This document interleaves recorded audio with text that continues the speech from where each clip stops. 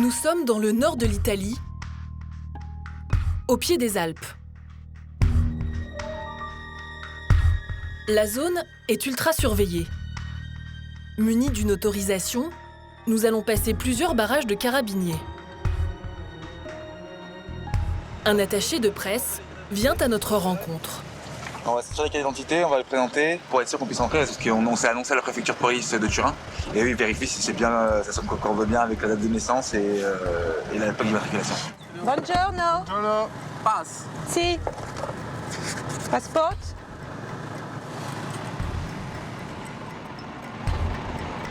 Quelques kilomètres plus loin, nouveau contrôle aux allures de checkpoint militaire. Un soldat veut encore vérifier nos papiers. Bonjour. Buongiorno. Buongiorno. Avrei bisogno dei documenti? Sì. Grazie. Passe.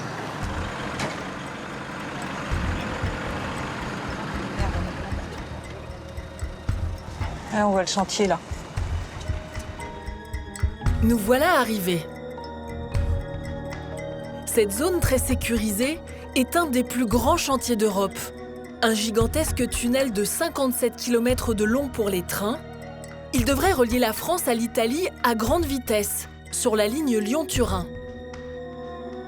Depuis que des opposants ont pénétré sur le site, une centaine de soldats sont déployés 24 heures sur 24. Un chantier sous haute protection et aux enjeux faramineux.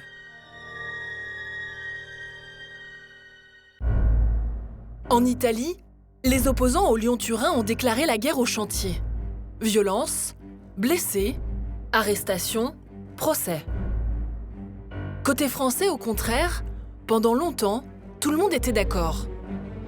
Il n'y a plus aujourd'hui aucun frein, aucun obstacle pour aller vers la réalisation de cet ouvrage. Son coût astronomique, entre 26 et 30 milliards d'euros, commence à faire polémique. Quand on joue avec l'argent public, l'argent du contribuable, on ne peut pas se permettre de dépenser 30 milliards en faisant des à peu près. Car un tunnel, il en existe déjà un, le tunnel du Mont-Cenis. Alors pourquoi en faire un nouveau? Pour gagner 3 heures par rapport à la ligne actuelle entre Paris et Milan. Nous avons vérifié, montre en main. C'est un mensonge. Oui, c'est une présentation favorable. Erroné. Favorable. Personne ne sait aujourd'hui où trouver tous les milliards du Lyon-Turin. Les économistes savent depuis longtemps que quand on fait un choix politique, c'est en réalité une bêtise économique. Même si la ligne n'est pas encore financée, les travaux ont déjà commencé. Alors faut-il faire marche arrière?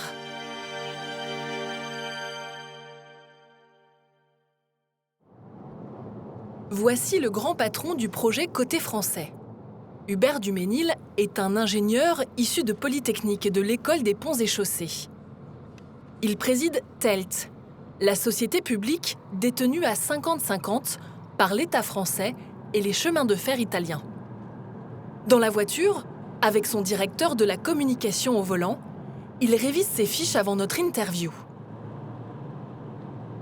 J'essaie de me mettre quelques chiffres en tête. La durée, Minimum 5 ans. entre 5 ans et 8 ans. Voilà. Et Suivant les découvertes qu'on va faire dans la partie difficile, hein, c'est bien ça. Et oui. Je ne suis pas sûr qu'on va rentrer dans les Oui, c'est ce que- détails. Hein.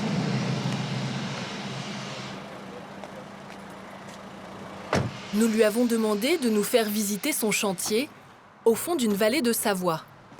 Nous sommes à 13 km de Saint-Jean-de-Maurienne. Ici, les travaux sont préparatoires. Ils ont commencé en 2003. D'abord, il a fallu creuser cette galerie de 2,5 km pour tester la roche et les risques. Là, on va descendre une petite centaine de mètres de profondeur par rapport au point de départ, mais nous avons 700 mètres de roche au-dessus de nous. Lorsqu'on continuera le tunnel futur, nous aurons jusqu'à 2500 mètres de montagne au-dessus de nous, et même un peu plus quand on sera sous le monde en bas. Les roches sont détruites à l'explosif. Plusieurs millions de tonnes de gravats ont déjà été évacuées. Un chantier qui pourrait entrer dans le livre des records. il fera partie des plus longs tunnels d'Europe. Oui, absolument. Ce sera parmi les plus longs. Alors, comme toujours dans ce genre de compétition, chacun dit qu'il a le plus grand. Nous disons que nous aurons le plus grand quand il sera terminé. En tout cas, il fera partie des tout premiers tunnels par leur dimension et leur importance, non seulement de l'Europe, mais du monde entier. Tous ces premiers travaux ont déjà coûté plus d'1 milliard d'euros.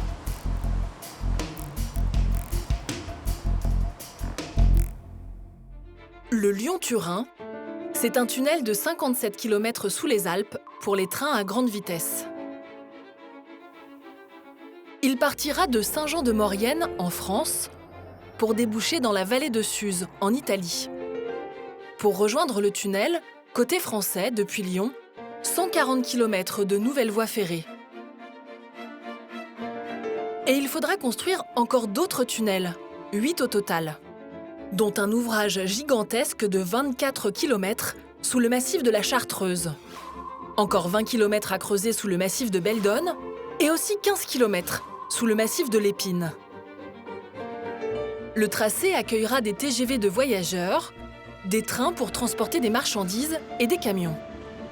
Le coût du projet oscille entre 26 et 30 milliards d'euros, une somme colossale qui va peser lourd sur les finances publiques. Pourtant, en 2013, lorsque le projet de loi Lyon-Turin est présenté à l'Assemblée nationale, les députés votent sans broncher.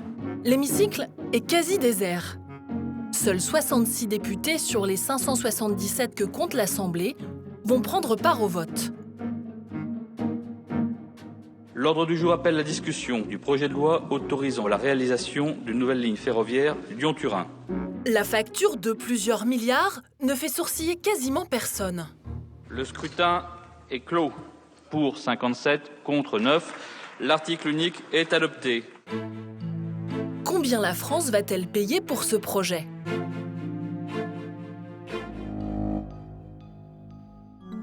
Ce que l'on sait, c'est que la France, l'Italie et l'Europe vont se partager l'addition du tunnel principal de 57 km, estimé à près de 9 milliards d'euros.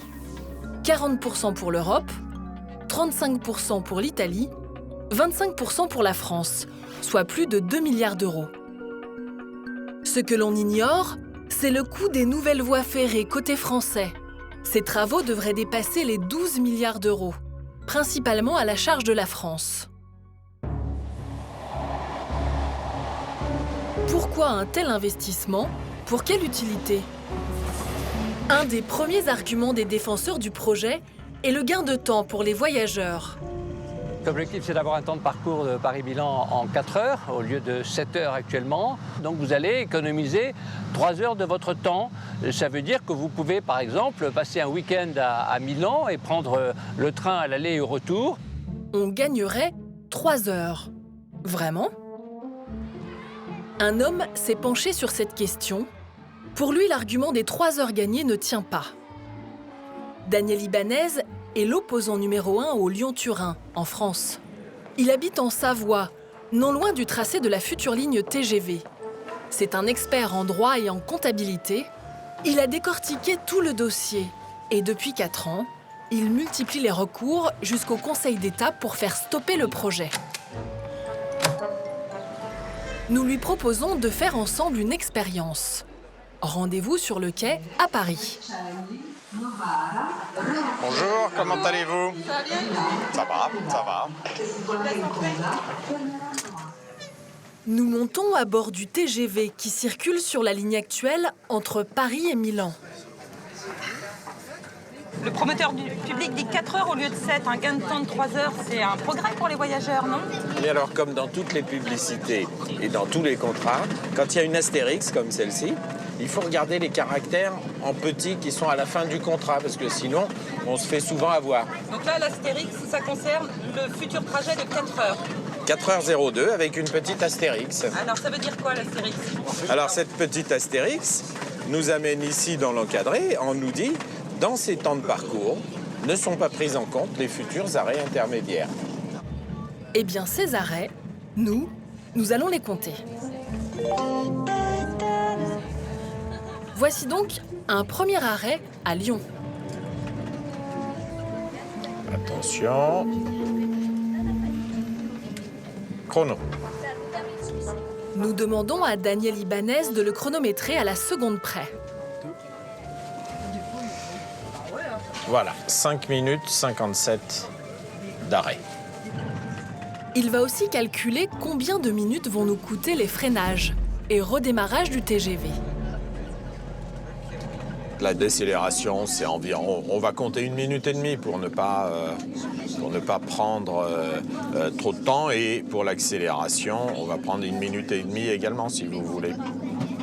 D'accord, donc là, le total, on va arrondir là, la... vous voyez, on est à 9 minutes, quoi. On a déjà ici 9 minutes. L'arrêt à Lyon nous a coûté au total 9 minutes. Et ce n'est pas fini. Il y aura d'autres arrêts avant Milan. Madame, mademoiselle, monsieur, dans quelques instants, notre TGV desservira la gare de Chambéry-Challes-des-Eaux. Prochain arrêt, Chambéry-Challes-des-Eaux. Après cet arrêt à Chambéry, encore un, à Saint-Jean-de-Maurienne. Puis à Modane. Voilà, ça y est, on vient de rentrer dans le tunnel du Mont-Cenis. À cela s'ajoutent aussi plusieurs pauses en Italie. En tout, notre train va s'arrêter dans 8 gares. En résumé, ces 8 arrêts, freinage et redémarrage compris, nous coûtent 49 minutes au total. Mais ce n'est pas tout. Un dernier détail va nous coûter 46 minutes supplémentaires entre Turin et Milan. Vous voyez ces rails plus clairs au fond ? C'est une ligne à grande vitesse, mais notre TGV ne l'emprunte pas car il n'est pas équipé de la bonne technologie. Au lieu de mettre 44 minutes comme on pourrait le faire avec la ligne à grande vitesse, pourtant nous sommes bien dans un TGV, eh bien nous allons mettre 1h30. C'est-à-dire que nous allons mettre 46 minutes de plus que ce que l'on pourrait faire aujourd'hui entre Turin et Milan.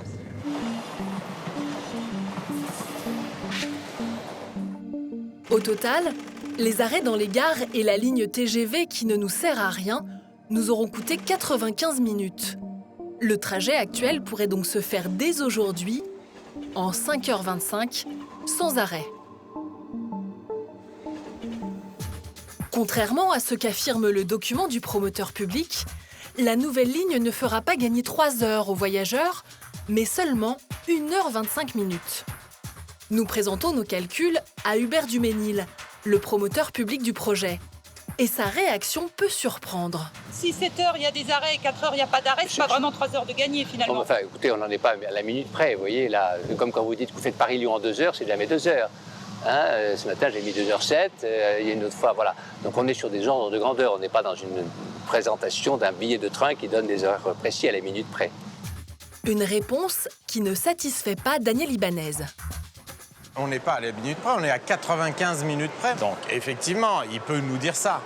Mais il faut bien comprendre que quand on joue avec l'argent public, l'argent du contribuable, on ne peut pas se permettre de dépenser 30 milliards en faisant des à peu près et des approximations comme il le fait. Vous, en termes de communication, quand même dans vos dépliants, vous avancez, voilà, le Paris-Milan pourra se faire en 4 heures au lieu de 7, c'est un mensonge. Oui, c'est une présentation favorable. Erronée. Favorable.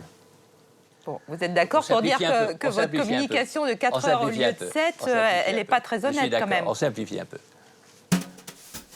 Un gain de temps, certes, mais 2 fois moins important que celui annoncé.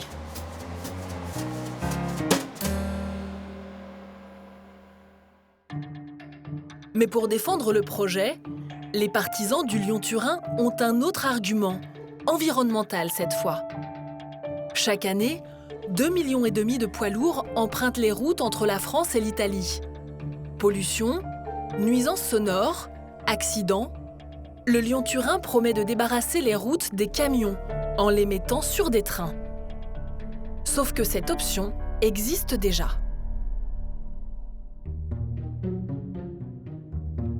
Alain est camionneur depuis 34 ans. Le trajet France-Italie par la route, il le connaît par cœur. Mais depuis 3 ans, il effectue aussi ce voyage en train.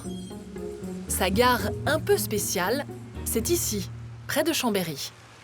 Là, c'est le terminal intermodal d'Aiton. Les SMIS, on passe sur les wagons qu'on voit là. Ils sont dessus, sont chargés, les tracteurs séparés. C'est les wagons qui chargent les remorques. Ce service, appelé ferroutage, a été créé en 2003. Mais il tourne au ralenti. Seuls 30 000 poids lourds l'empruntent chaque année, à peine plus d'1% du trafic. Aujourd'hui, Alain transporte du maïs. Il doit le livrer dans une coopérative au sud de Turin. Pour monter sur le train, la cabine est séparée de la remorque et le tour est joué. La plupart des camions voyagent sans leur conducteur. Alain, lui, fera le voyage dans le wagon réservé aux chauffeurs. Alors on arrive dans le wagon, donc pas de chance, aujourd'hui je serai tout seul apparemment à voyager. Non, apparemment il y a une personne là-bas encore, il y a encore une personne. Donc là c'est maintenant, voilà, c'est la partie réellement de repos.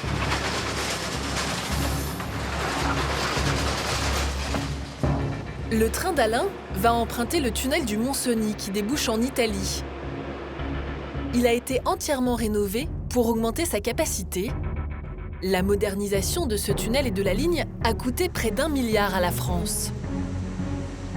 Alors pourquoi dépenser plusieurs milliards pour construire un tunnel ferroviaire supplémentaire entre la France et l'Italie, alors qu'il en existe déjà un ? Yves Crozet est un spécialiste de l'économie des transports. Il est régulièrement consulté par la Cour des comptes, le Sénat ou l'Assemblée nationale. Au début du projet, ce chercheur était favorable au Lyon-Turin. Alors, vous m'auriez posé la question de l'utilité il y a 20 ans. Je vous aurais dit oui, sans discuter, parce qu'il y a 20 ans, les trafics marchandises étaient en hausse. Et on atteignait en 1997 10 millions de tonnes de marchandises qui passaient sous le tunnel ferroviaire du Mont-Cenis. Aujourd'hui, je m'interroge et je vous répondrai plutôt non, puisque les 10 millions de tonnes de 1997 sont tombés à 3 millions de tonnes, donc 3 fois moins de trafic de marchandises dans le tunnel ferroviaire. Ne mettons pas la charrue avant les bœufs, ne commençons pas à construire le tunnel alors même que les trafics continuent de diminuer. 3 fois moins de marchandises en presque 20 ans, le tunnel du Mont-Cenis est loin d'être saturé.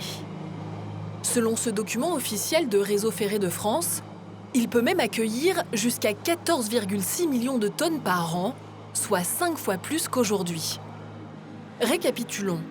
Le trafic France-Italie a baissé et il existe déjà un tunnel sous-utilisé. Alors comment le promoteur public compte-t-il motiver les chauffeurs routiers à emprunter le futur tunnel ? Il faudra qu'il y ait des navettes suffisamment rapides, à une cadence élevée. Il ne faudra pas attendre 3 heures pour pouvoir embarquer. Il faudra que ce soit comme pour l'Eurotunnel. Et si ceci est fait, c'est ce que nous voulons faire, il n'y a pas le doute, à mon avis, que les transporteurs feront ça, non pas par sentiment ou par goût du train, mais tout simplement parce que ce sera leur intérêt et leur efficacité qui sera en jeu.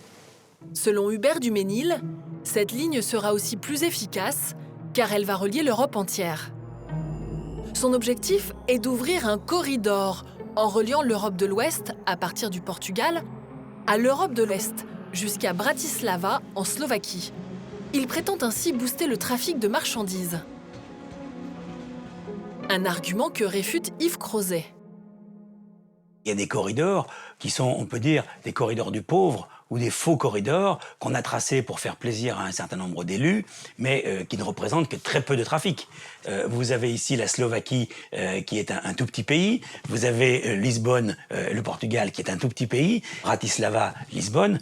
Excusez-moi, si on arrive à transporter un conteneur par jour entre Lisbonne et Bratislava, on sera content.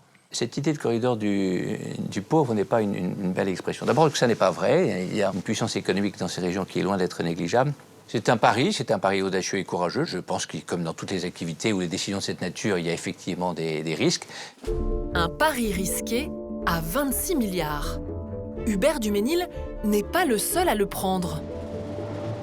En Savoie, un homme soutient le projet depuis 30 ans. On peut même dire qu'il l'a sauvé.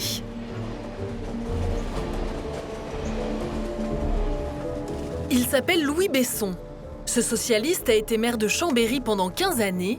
Aujourd'hui, à près de 80 ans, il n'a plus aucun mandat politique, mais il reste fier de ce qu'il a construit dans sa ville.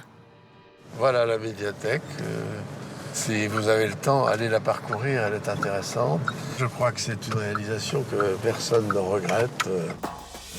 Au début des années 90, il a été ministre des Transports et du Logement sous Rocard, puis dans le gouvernement Jospin.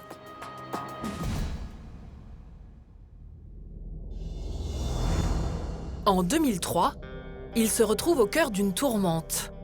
Le Premier ministre Jean-Pierre Raffarin veut faire des économies et supprimer le projet. Il missionne alors un audit. Louis Besson riposte. Dans le plus grand secret, il va court-circuiter le Premier ministre. Je vais vous faire une confidence que j'ai jamais faite à personne. Quand j'ai su que la commission d'audit éliminait le Lyon-Turin, j'ai repris les déclarations de Jacques Chirac. J'ai bâti un argumentaire à partir de ces déclarations, en disant voilà pourquoi vous aviez raison de dire telle chose, tel jour, tel autre jour. Et cette note, je suis allé la porter à l'Élysée. Cette note, la voici. Elle s'intitule « Lyon ferroviaire, un projet et des enjeux pour un président de la République ». Sur 13 pages argumentées, il demande à Jacques Chirac de trancher la question du Lyon-Turin. Jacques Chirac se laisse convaincre et envoie ses ordres à Matignon.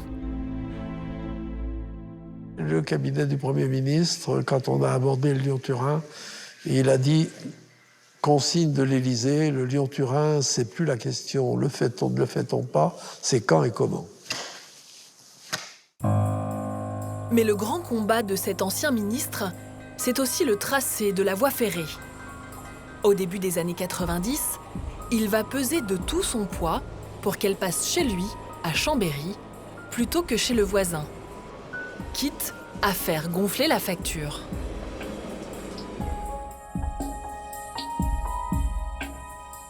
Le voisin, c'est Grenoble. Et l'adversaire de Louis Besson, Alain Carignon, le maire RPR de l'époque. Sa ville est plus grande et plus développée que Chambéry. Il verrait bien une gare TGV dans sa ville. Il y a combien d'habitants à Grenoble? 160 000 habitants à Grenoble, c'est une ville à peu près stable en population. Par rapport à Chambéry, c'est plus grand? C'est beaucoup plus grand, oui. C'est combien de fois plus grand à peu près? À peu près le double. À cette époque, le tracé envisagé part de Lyon et suit une ligne directe jusqu'à l'entrée du tunnel de 57 km. Une nouvelle gare baptisée Savoie-Dauphiné est prévue pour desservir à la fois Chambéry et Grenoble. Mais tout ne s'est pas passé comme Alain Carignon l'avait prévu. En 1995, il est condamné à 3 ans de prison ferme pour corruption. Il disparaît de la scène politique locale. Certains vont en profiter pour modifier le parcours du TGV. Voici le nouveau tracé. Il n'y a plus de gare entre Grenoble et Chambéry, et on construit une bretelle pour les voyageurs qui permettent au TGV d'arriver directement dans la gare de Chambéry, le fief de Louis Besson. Qui avait du pouvoir pour faire changer le tracé ici? J'imagine que le maire de l'époque a eu un pouvoir, puisque... Quel maire de l'époque? Le maire de Chambéry de l'époque a eu un pouvoir, puisque Monsieur tout de Besson. même, pour que le TGV passe par Chambéry plutôt qu'à l'extérieur, il faut bien qu'il y ait quelqu'un qui le demande, et ensuite quelqu'un qui le décide. Pourquoi Louis Besson, à ce moment-là, a voulu cela? Je ne sais pas. Les maires ont parfois de mauvaises idées. Ils pensent que ça va servir sa ville, alors qu'en fait, ça ne la sert pas, de mon point de vue, et ça dessert toute une région.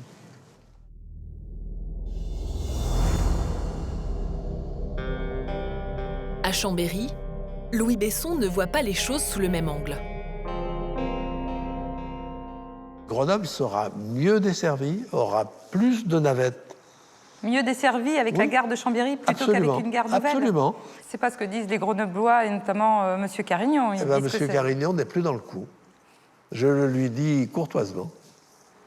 Vous n'avez pas fait de lobbying pour que le TGV Lyon-Turin passe à Chambéry? Je n'ai pas fait un caprice, si vous voulez que les choses soient claires.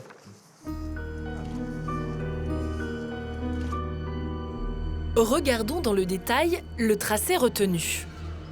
Au lieu d'aller tout droit, la nouvelle ligne voyageur fera un détour par Chambéry. Ensuite, le TGV va rouler comme un tortillard sur l'ancienne voie ferrée historique, avant de rejoindre la ligne à grande vitesse. Alors combien va coûter ce détour? Nous avons posé la question à Réseau Ferré de France. Voici la réponse par mail, 1,6 milliard. Nous avons donné rendez-vous à un expert indépendant. Alain Bonafou est un chercheur du laboratoire d'économie des transports, qui dépend du CNRS et de l'Université de Lyon. Une sommité dans son domaine. Alors ce nouveau tracé, via le centre-ville de Chambéry, est-il judicieux? C'est pas judicieux parce que ça implique des travaux beaucoup plus lourds, ça implique des enfouissements de voies, des tas d'investissements, par exemple anti-bruit et autres. Et d'une manière générale, ça fait de ce dossier un dossier plus coûteux dans son ensemble. Pourquoi il a été décidé alors cette déviation, entre guillemets, par Chambéry? C'est un choix, comme on dit, un choix politique. Vous savez, les économistes savent depuis longtemps que quand on fait un choix politique, c'est en réalité une bêtise économique, très souvent. Et je crains que ce soit une bêtise économique, alors dont je reconnais qu'elle est au grand avantage de la ville de Chambéry du point de vue de ce que ça peut permettre.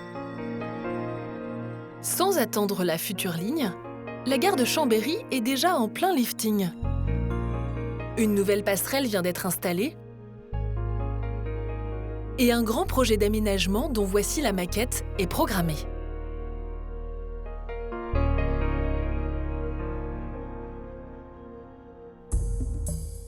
L'ancien maire de Chambéry n'est pas le seul à se battre pour le Lyon-Turin. Nous sommes à Milan. Les régions Rhône-Alpes et du Piémont organisent une conférence sur le Lyon-Turin.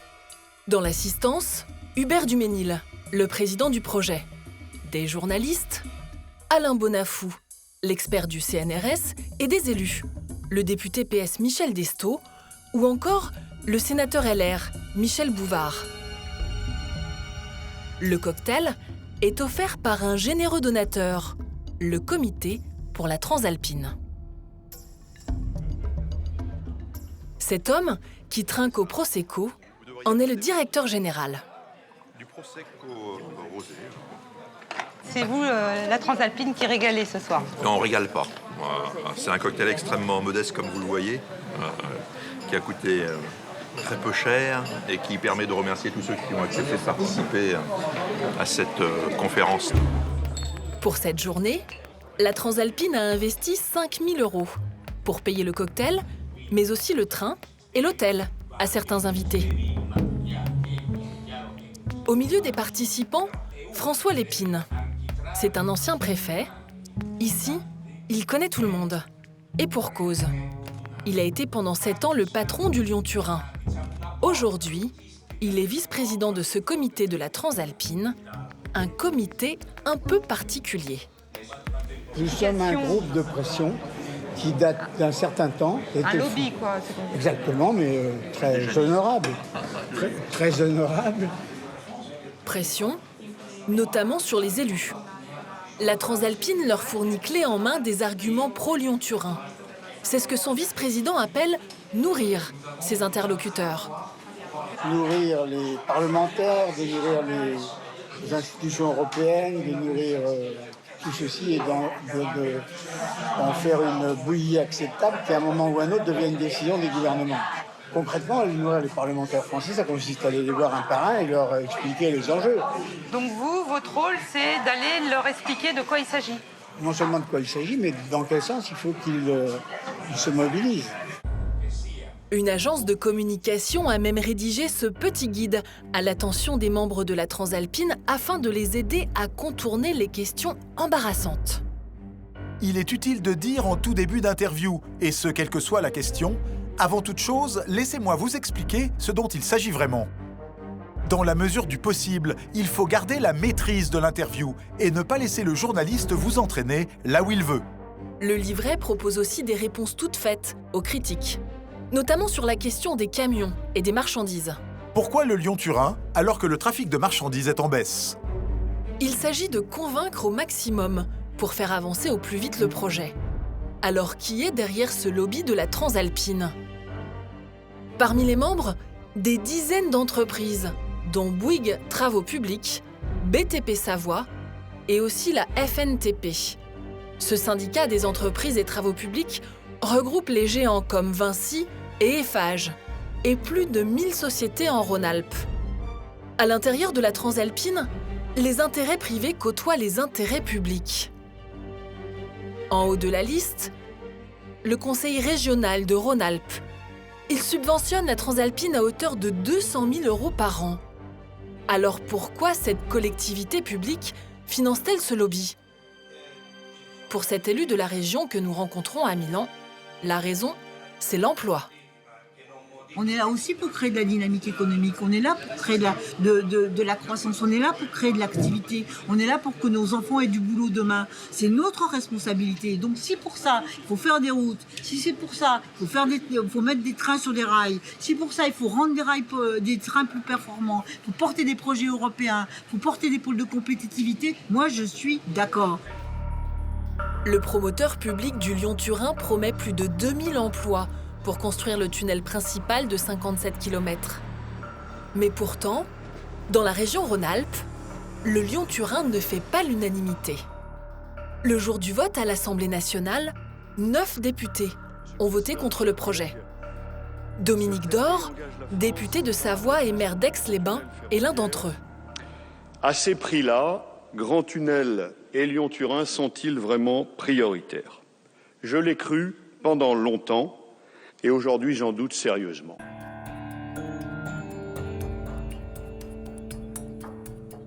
Ce député frondeur a pourtant longtemps été un partisan du projet. Il a changé d'avis il y a 3 ans, quand il a lu un rapport de la Cour des comptes. Son rapport est accablant. La Cour des comptes, ce sont des gens qui font, je crois, bien leur travail, qui tirent un constat réaliste des choses et qui voient un dérapage absolu, et qui tirent la sonnette d'alarme en disant il y a un coût qui dérape et la rentabilité, pas seulement économique, mais aussi sociale, sociétale, environnementale, elle n'est pas évidente. Dans ce rapport, la Cour des comptes pointe un dérapage inquiétant des coûts. En 2002, le projet est chiffré à 12 milliards d'euros, puis 20 milliards, puis 24 milliards, pour finalement dépasser les 26 milliards en 2012. Et la facture pourrait encore s'alourdir. Ce sera à plus de 30 à la sortie. Pourquoi ? Vous connaissez un seul grand ouvrage qui a respecté les prévisions financières établi plusieurs années auparavant, aucun. On n'a plus un sou, nulle part. Ce projet, il n'est pas du tout prouvé qu'il ait une vraie efficacité, une vraie efficience sociale, et ça fait peur à personne d'aller mettre 30 milliards dans un projet peut-être, je demande encore une fois qu'à être détrompé, inutile. 26 milliards selon la Cour des comptes, 30 milliards selon certains opposants, la note va être salée. Le plus incroyable dans cette histoire, c'est que 30 ans après son lancement, on ne sait toujours pas comment financer ce projet pharaonique. Pour preuve, cet épisode que nous avons filmé cet été en juillet 2015 à l'hôtel Matignon. Le Premier ministre Manuel Valls a demandé de l'aide à 2 élus, le sénateur LR de Savoie Michel Bouvard et le député PS de l'Isère Michel Destaut. 2 hommes que nous avions aperçus à Milan, à la conférence organisée par le lobby de la Transalpine. Charge à eux de trouver des idées pour financer le projet. Ce jour-là, ils viennent remettre leur rapport au Premier ministre. Tout est balisé. Je vais vous indiquer comment vous placer. Voilà, on va vous le rendre ici, en ligne en fait. Aux côtés de Manuel Valls, le secrétaire d'État au transport, Alain Vidalis. Parfait. Après, s'y intéresse déjà. Merci beaucoup. Merci. Le Premier ministre ne reste que le temps de la photo. Il n'assistera pas à la conférence de presse prévue dans la cour avec les 2 parlementaires. À l'extérieur, 2 intrus se sont invités parmi les journalistes. Daniel Ibanez, le chef de file des opposants au Lyon-Turin, et à ses côtés, la députée européenne écologiste Michèle Rivasi, elle aussi opposée au projet. Bonjour. Bonjour. Oui. Bah, écoutez, on vient écouter M. Desto et Bouvard pour la présentation du financement de ce fameux Lyon-Turin. L'attente s'éternise.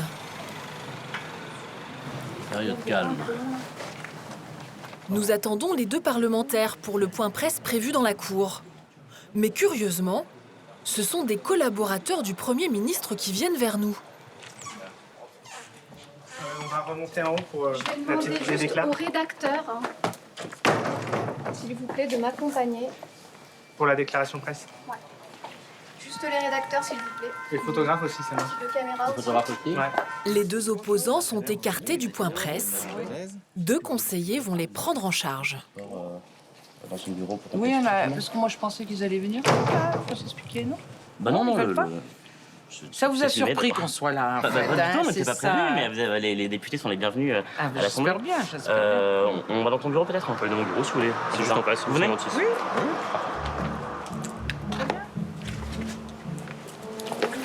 J'ai l'impression qu'ils ont été un peu surpris.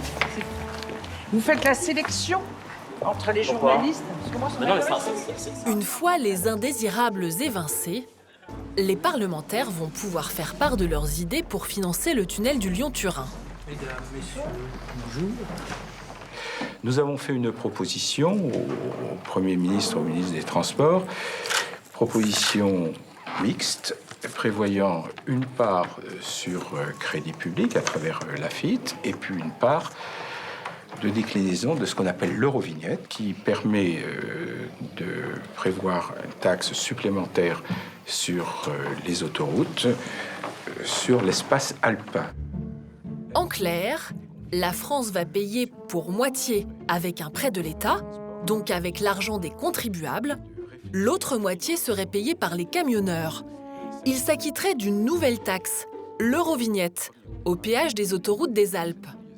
Cela rappelle étrangement l'écotaxe, abandonnée l'an dernier suite aux manifestations des bonnets rouges en Bretagne. Est-ce que le gouvernement ira au bout pour l'Eurovignette alors qu'il a reculé devant l'écotaxe? Évidemment, ça nécessite un débat, mais le gouvernement va l'engager d'une manière tout à fait déterminée. Et puis, c'est pas, en l'espèce, une spécificité pour les transporteurs français, puisque d'autres pays utilisent déjà ce dispositif, qui est en réalité un dispositif juridique européen. Le financement du tunnel connaîtra-t-il le même destin que celui de l'écotaxe?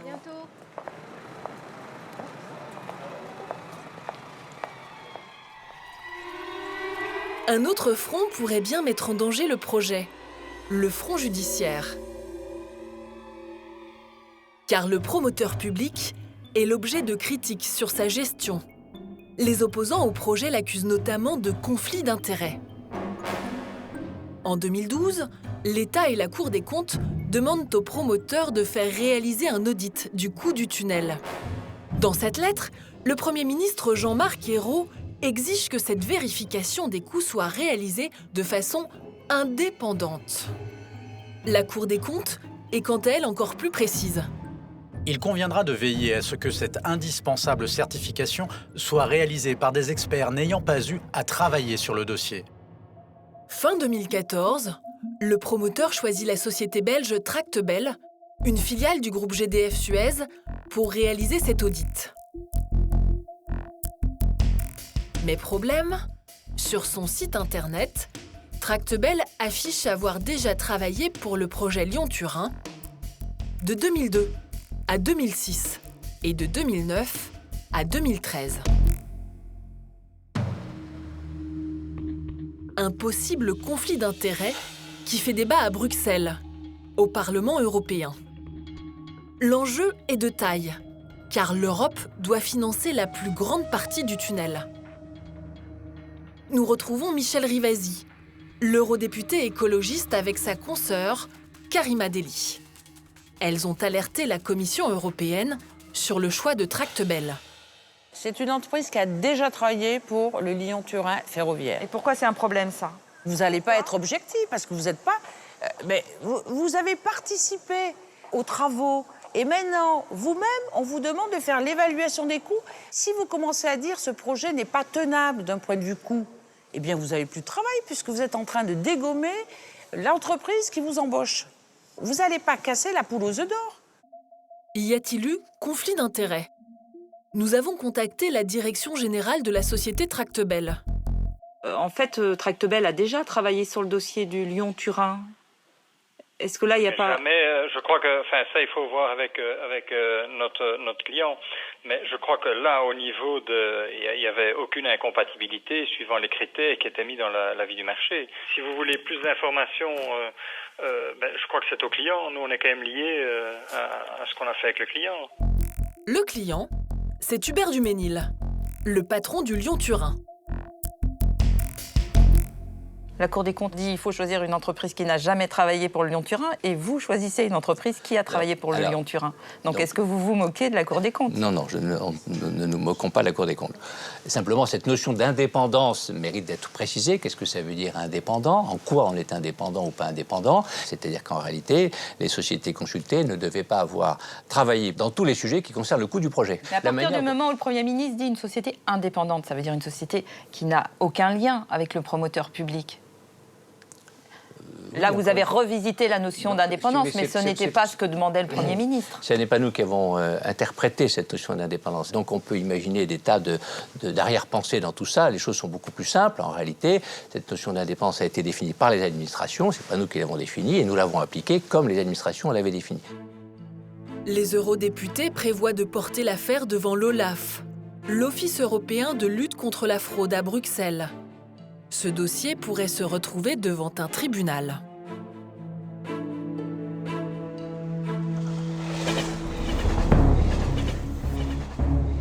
Ce ne serait pas la première fois que le Lyon-Turin aurait affaire avec la justice.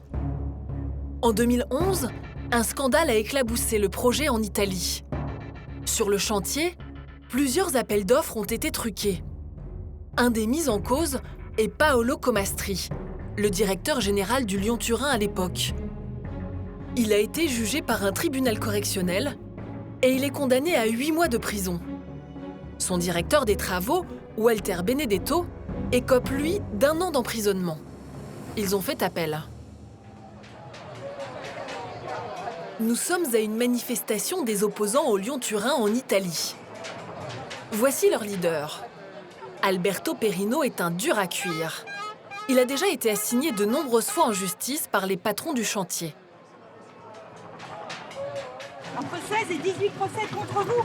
Oui. Et pourquoi? Qu'est-ce que vous avez fait? Qu'est-ce qu'on vous reproche? Ah, un peu de tous. J'ai résisté, j'ai dit des choses que les personnes n'ont pas aimées. Du genre, il faut saboter le Lyon-Turin? Oui, non, je n'ai pas dit de saboter le Lyon-Turin, ceci, il me manque encore.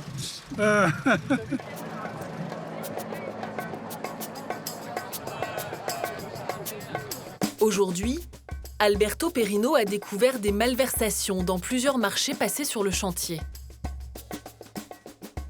Nous avons eu accès à 2 contrats et nous avons trouvé tellement de choses illégales, irrégulières, non conformes, comme par exemple l'affaire des barrières.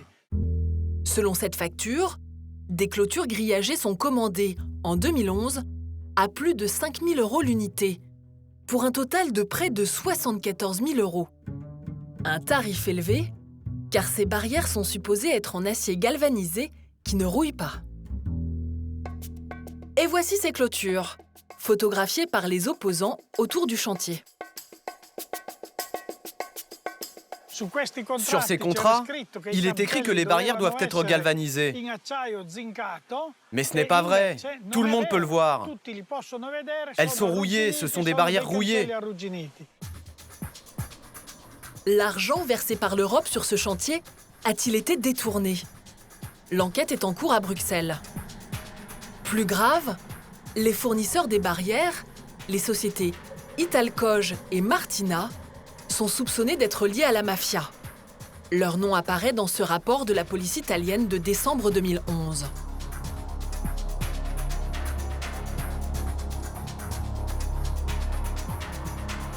La mafia a-t-elle infiltré le chantier du Lyon-Turin? Hubert Duménil le reconnaît lui-même. Nous avons eu, depuis les nombreuses années où nous avons passé de nombreux marchés, un petit nombre de cas, très petit, mais nous en avons eu tout de même. C'est-à-dire d'entreprises avec lesquelles nous nous apprêtions à signer ou avec lesquelles nous avions signé et qui en réalité étaient infiltrées. C'est difficile de lutter contre l'infiltration de la mafia dans des énormes chantiers comme ça?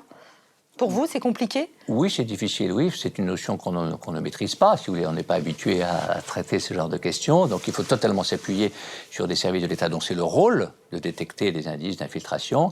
Et dans les mois et les années qui viennent, aucune consultation d'entreprise ne sera faite par la société sans avoir fait les vérifications avec les organes compétents des ministères italiens. L'inauguration du tunnel géant de 57 km est prévue en 2030. Avec 26 milliards d'euros minimum, le budget du projet Lyon-Turin, on pourrait construire 300 hôpitaux, 1200 collèges ou encore 2000 maisons de retraite. Alors, faut-il continuer à creuser ?